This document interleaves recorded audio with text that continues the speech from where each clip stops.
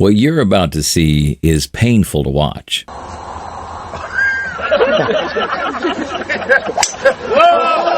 The guy in the video was once unstoppable on the basketball court, an MVP and all-star, quickly becoming a household name. Now, he steps onto a golf course only to hear laughter. But not just once, it's every single time he swings. In fact, this NBA all-time great's golf swing was so notoriously bad that his coach called it a literal train wreck, the ugliest he had ever seen. But despite that, something unbelievable was about to take place. A challenging journey that would eventually lead to the most stunning transformation you'll see in sports history.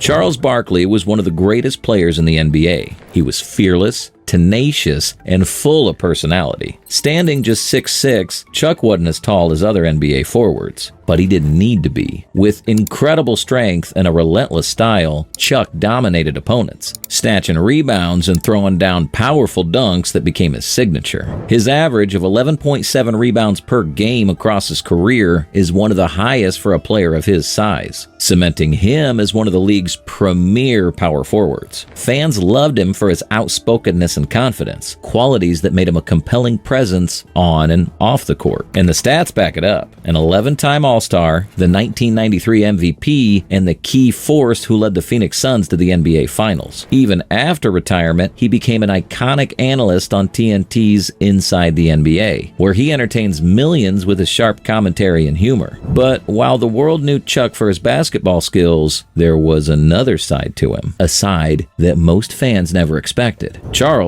had a passion for golf. It all started with a day off. In his mid-20s, Chuck joined his Philadelphia 76ers teammate Andrew Toney for a casual round of golf. This was just a way to pass the time, or so he thought. But the moment he stepped on the course, he was hooked. The quiet, almost meditative environment of the golf course, the intense focus needed to strike the ball, and the satisfaction of a well-hit shot brought a feeling he hadn't experienced in any other sport. That one round turned into countless more, as golf became not just a pastime, but something Chuck was determined to master. He didn't just play casually, he dedicated himself to improving, studying the nuances of his swing, practicing relentlessly, and refining his technique. Soon he was scoring in the 80s, a remarkable feat for a recreational player and a testament to his athletic talent. But for Chuck, it wasn't enough. He wanted to be great. That drive to improve set him on a path he never could have predicted, leading to challenges and breakthroughs he'd never encountered on the basketball court. To really master golf, Barkley began seeking out instructors, figuring he could conquer golf the same way he dominated basketball, with discipline, focused training, and expert guidance. He believed that with enough coaching, he could elevate his game, break down every aspect of his swing, and rebuild it from the ground up. But golf isn't basketball, and this journey would take a dark turn he hadn't anticipated. The advice he received from various coaches started piling up, each coach zeroing in on a different flaw. One coach insisted on adjusting his grip, another told him to reposition his shoulders, and yet another analyzed his swing angle. With each session, Chuck's mind became overwhelmed with conflicting tips and techniques. He tried to apply every suggestion, but instead of improvement, his swing deteriorated further. What began as a minor adjustment spiraled into a hitch, a jerky stop-and-go movement that turned his swing into something awkward, even unrecognizable. This breakdown didn't just affect his swing, it disrupted his entire game. Chuck, who once shot in the 80s with ease, now struggled to break 100. This wasn't just a minor setback, it was a disaster that left him frustrated and embarrassed. Worse yet, it didn't stay a private struggle for him. His flailing swing became a public spectacle, with fans flocking to see him play.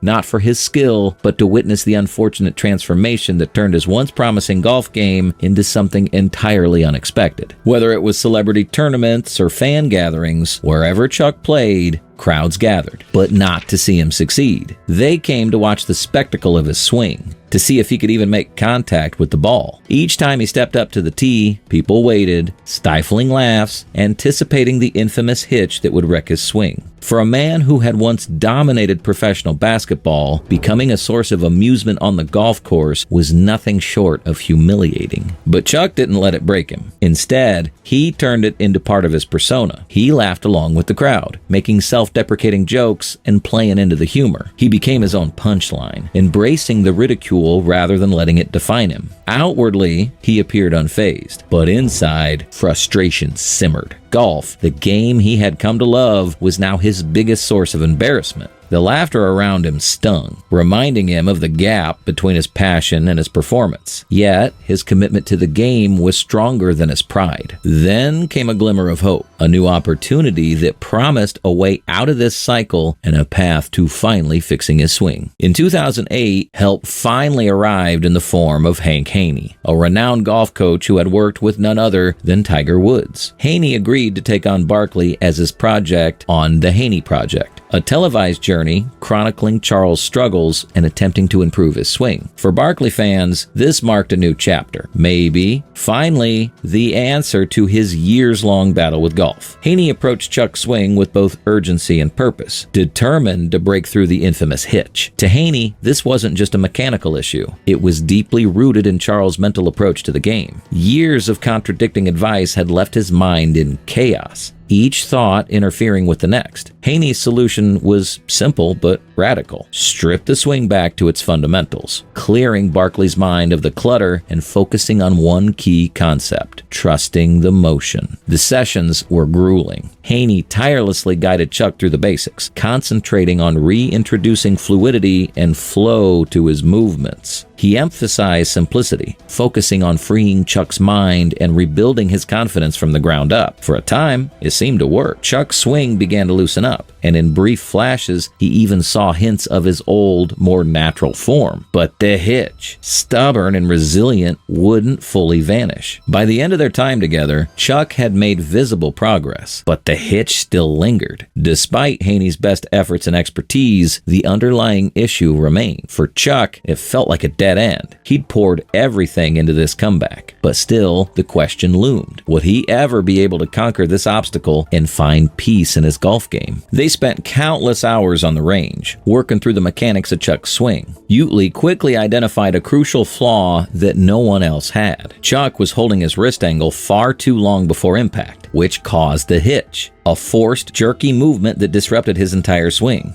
With a single adjustment, releasing his wrist angle earlier, Utley helped Chuck rediscover a smoother, more natural swing. And with that one shift, something clicked. For the first time in years, Chuck swung without the hitch. This wasn't just a small improvement, it was a breakthrough. In that moment, Charles felt a sense of hope that eluded him for so long, a belief that he could finally conquer this challenge. But he knew that one successful swing wouldn't be enough. He needed to cement this new movement into muscle memory, to practice until it became second nature. In the months that followed, Charles dedicated himself to this new approach, practicing relentlessly. He focused on Utley's advice, cleared his mind of distractions, and let go of the mental clutter that had haunted him. Gradually, the hitch began to disappear, replaced by a smoother, more controlled swing. But there was still one crucial test left. Could Chuck perform in front of a crowd, under the pressure that had once triggered the hitch? The ultimate test came at Edgewood Tahoe in 2021. Fans packed the course, anticipating the usual laughs and playful jeers. Everyone expected to see the hitch, the swing that had made Chuck an unlikely golf spectacle. As Chuck stepped up to the tee, he took a deep, steadying breath and visualized the smooth grip he'd practiced. He brought the club back, swung, and silence. Gone was the infamous hitch. His swing was fluid, natural, and powerful. The ball sailed down the fairway with precision, cutting through the air. Instead of laughter, the crowd responded with cheers and applause, recognizing that something remarkable had just happened. Chuck had done it. He had battled his own mind, overcome years of frustration, and finally silenced the mocking that had once haunted him. But this victory was just the beginning. Determined to keep pushing forward, Chuck continued his training with Utley, further refining his swing and deepening his commitment to the game. When he returned to the American Century Championship the following year, he finished in 58th place.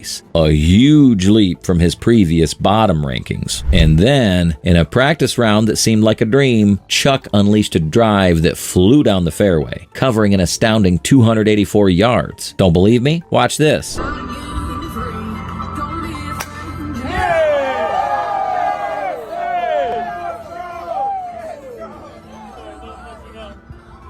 284 for Charles Barkley. Let's go, Charles. For Chuck, this wasn't just a well-hit shot. It was a declaration showing that persistence matters even when improvement may seem slow. The crowd was stunned, erupting in applause and admiration. Chuck, who had once been the punchline of the golf world, had transformed into a serious competitor. No longer challenged by the mental clutter, he focused on a single thought and overcame the impossible. Today, Charles Barkley's story goes far beyond a golf swing. It's a story of resilience, determination, and the relentless power of persistence. He faced public humiliation, years of self-doubt, and countless setbacks, each one testing his resolve. Yet, Chuck refused to let those challenges define him or hold him back. He kept showing up, kept practicing, kept pushing forward, even when the world was laughing. In the end, he found redemption on his own terms. As Chuck once said, determination is what separates great athletes. He didn't just say it, he lived it, proving with every swing that the journey to self-improvement is just as powerful as the victory itself. Chuck's determination was only matched by this guy, who at one point was labeled one of the worst golfers on tour, but he overcame it when something drastically changed in his life. Be sure to click here to see what happened.